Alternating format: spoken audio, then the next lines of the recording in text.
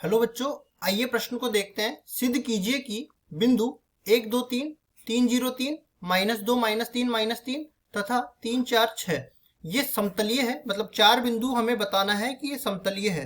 प्रश्न को हल करने से पहले इसकी मुख्य अवधारणा की चर्चा कर लेते हैं। मुख्य अवधारणा, तो देखो मुख्य अवधारणा में चार बिंदु समतलीय हो या फिर उनसे बनने वाले तीन सदिश समतलीय हो, तो इसके लिए हम लोग लगाते हैं अदिश त्रिगुणन। अदिश त्रिगुणा त्रिगुणा का अनुप्रयोग।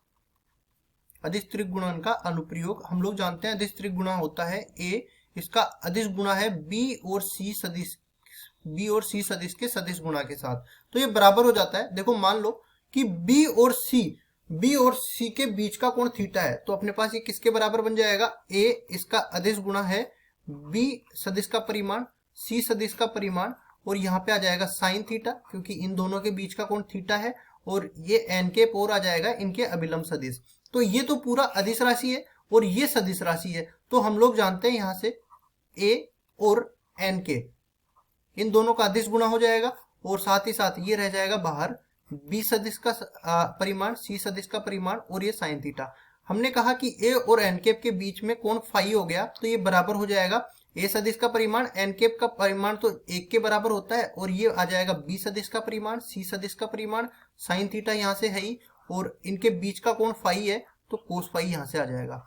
अब मैंने कहा कि इनमें से ये तीनों सदिश समतलीय हो गए। इसका मतलब ये है कि बी और सी का जो सदिश गुणा किया ना, वो इन दोनों के लंबवत आ गया, इन दोनों के लंबवत आ गया। और अगर मैंने कहा कि एबीसी तीनों समतलीय है, तो ये जो आया है ना, ये मान लो डी आ गया, तो डी जो है लंबवत होगा बी सदिश के, और साथ ही डी लंबवत होगा सी सदिश के, और ए को भी मैं समतलीय मान रहा हूं, तो डी लंबवत हो जाएगा ए सदिश के भी।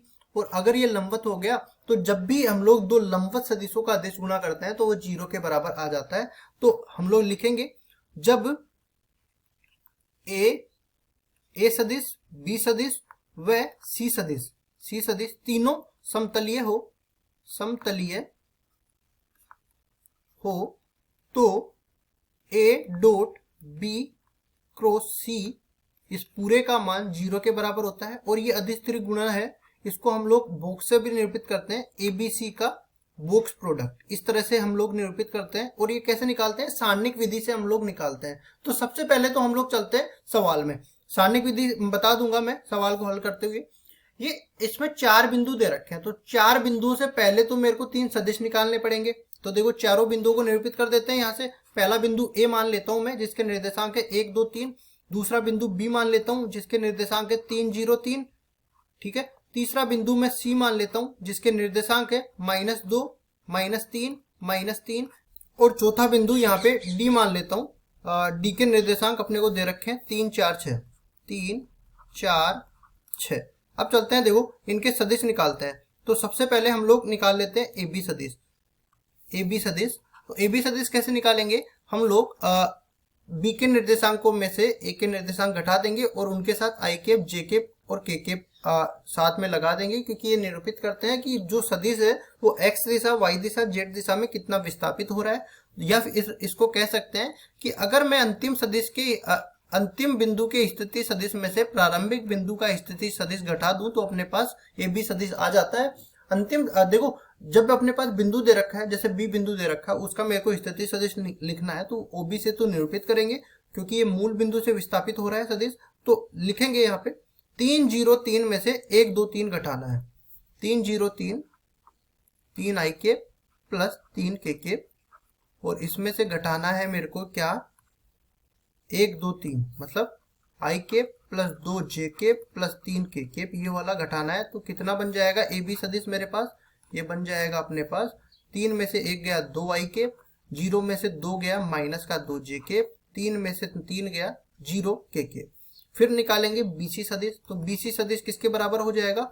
सी सदिश के स्थिति सदिश में से बी सदिश का स्थिति सदिश घटा देंगे, तो सी सदिश का स्थिति सदिश क्या हो जाएगा? सी बिंदु का स्थिति सदिश -2 -3 -3, तो -2 आई केप -3 जे केप -3 के केप, इसमें से घटा देंगे बी बिंदु का स्थिति सदिश जो कि है 3 आई केप प्लस 3 के। यहाँ से अपने पास क्या मिल जाएगा, ये के पे बीसी सदिश किसके बराबर मिल गया, -2 - 3 -5 आई के, -3 और 0 तो -3 जे के, और ये मिल जाएगा अपने को -3 -3 -6 के। इसके बाद चलते हैं सी डी सदिश निकालते हैं। तो सी डी सदिश किसके बराबर हो जाएगा, डी बिंदु के स्थिति सदिश में से सी बिंदु का स्थिति सदिश घटाएंगे तो डी बिंदु का स्थिति सदिश 3 4 6 के बराबर है, तो ये आ जाएगा 3 आई के प्लस 4 जे के प्लस 6 के। और सी बिंदु का स्थिति सदिश हमने यहाँ पे लिखा है -2 आई के -3 जे के -3 के। घटाएंगे तो सी डी सदिश अपने को मिलेगा किसके बराबर, 3 ये माइनस माइनस प्लस तो 5 आई के, फिर 4 माइनस माइनस प्लस 7 जे के, 6 माइनस माइनस प्लस 9 के। ये आ गए 3 सदिश। तीनों सदिशों का हम लोग अदिश त्रिक गुणन निकालते हैं। अगर ये अदिश त्रिक गुणन का मान अपने पास मिल गया 0 के बराबर, हम लोग कहेंगे तीनों सदिश समतलीय है, मतलब चारों बिंदु समतलीय है। तो यहाँ से अदिश त्रिक गुणन को हमने बॉक्स प्रोडक्ट से बताया, तो ए बी बी सी और सी डी का बॉक्स प्रोडक्ट। तो क्या करेंगे, यहाँ पे सारणिक रूप में निकालेंगे। सारणिक में सारणिक की पहली पंक्ति ए बी सदिश के जो दिक् अनुपात है वो आ जाएंगे। तो ए बी सदिश के दिक् अनुपात है 2 -2 0। बी सी सदिश के दिक् अनुपात दूसरी पंक्ति में आ जाएंगे, तो ये है -5 -3 -6। और सी डी सदिश के दिक् अनुपात तीसरी पंक्ति में आ जाएंगे 5 7 9। अब केवल हमें सारणिक का मान ज्ञात करना है। सारणिक का मान अपने पास अगर 0 के बराबर आ गया तो कहेंगे कि ये तीनों सदिश समतलीय है। तो इसके लिए प्लस माइनस प्लस निरूपित कर देते हैं। पहली पंक्ति के सापेक्ष निकाल रहे हैं। प्लस माइनस प्लस इसलिए निरूपित किया है यहाँ पे क्योंकि किसी भी पंक्ति या किसी भी स्तंभ के अवयवों के सापेक्ष हमको निकालना है, तो उसके अवयवों को उनके संगत सेकंडों से गुणा करना होता है। तो हम लोग यहाँ पे संगत उपसारणिकों से गुणा करेंगे। तो आगे चलते हैं, इसको सरल करते हैं।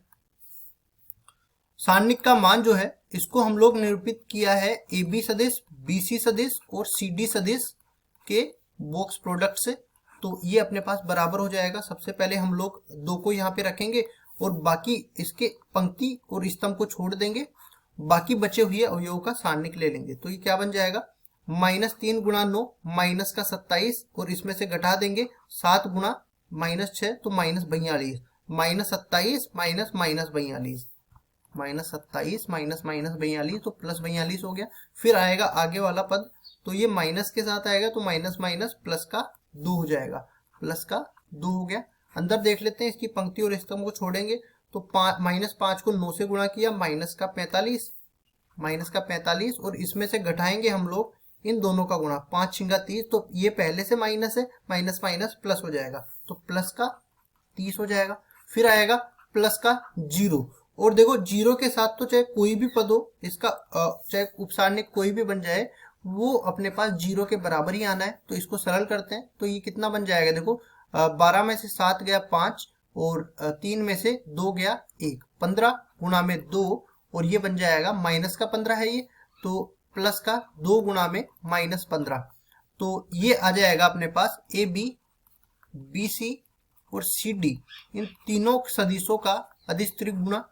तो आगे इसको सरल करते हैं तो ए बी सी डी और A B B C C D, यहाँ पे A B B C C D लिखना है, ए बी बी सी और सी डी, इन तीनों का अदिश गुणा देखने पर ही पता लग रहा है। 30 माइनस में 30 0 के बराबर आ गया, मतलब हम लोग कह सकते हैं इसलिए ए बी सदिश, बी सी सदिश और सी डी सदिश समतलीय है, समतलीय है।